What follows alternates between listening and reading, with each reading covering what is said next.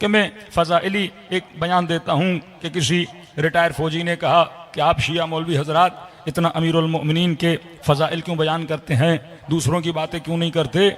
मैंने कहा हमारा कसूर नहीं, ये मसला फितरत का है कि फितरत को अली इब्न अबी तालिब अच्छा लगता है।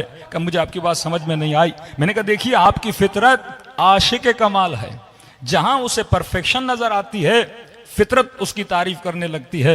मैंने कहा फौजी हैं, फौजियों वाली मिसाल दूं। मैंने कहा फौजी की ड्यूटी क्या है कि बॉर्डर पर खड़ा हो और अपने वतन और अपने सरहद का क्या करे, दिफा करे। मैंने कहा यहां दुश्मन अटैक कर दे, कुछ फौजी बहादुरी से मुकाबला करें और कुछ फौजी भाग जाएं, आप किन की तारीफें करोगे। तो कहने लगा जो खड़ा हो जाए, जो दिफा करे, जो जान को जोखिम में डाले और वतन का दिफा करे, हम उसकी तारीफ करेंगे। मैंने कहा बस यही मसला है, हम भी अली की इसीलिए तारीफें करते हैं।